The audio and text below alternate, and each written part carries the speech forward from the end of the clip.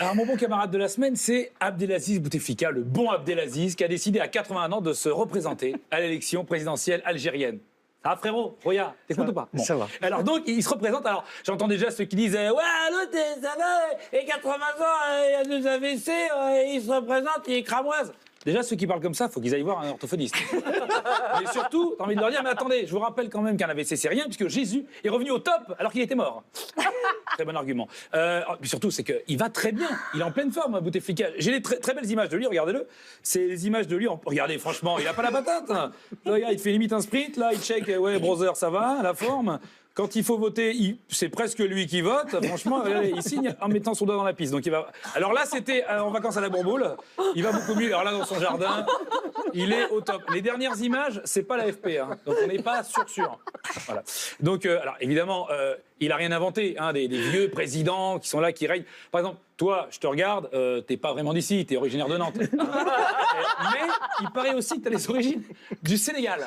Et alors, est-ce que tu sais quel grand chef militaire a régné sur le Sénégal à plus de 70 ans?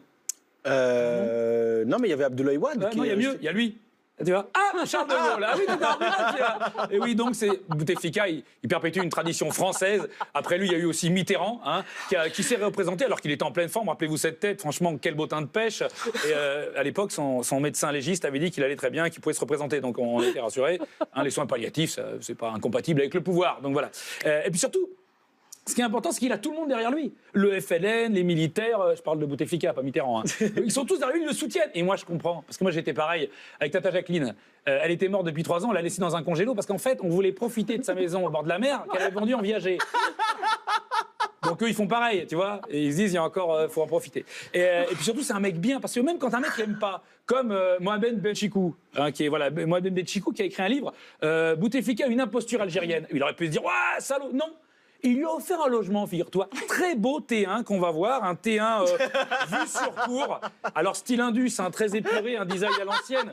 Vraiment le charme de l'ancien. Et en plus, très au frais. Et le frais, c'est important parce qu'à Oran, il fait une chaleur en été. Donc, je dis que rien que pour ça, Bouteflika, c'est vraiment un bon camarade. Voilà. Merci, Julien, t'as les footballeurs sur le dos. Ouais. Tu vas bientôt avoir les véganes sur le dos. Ouais.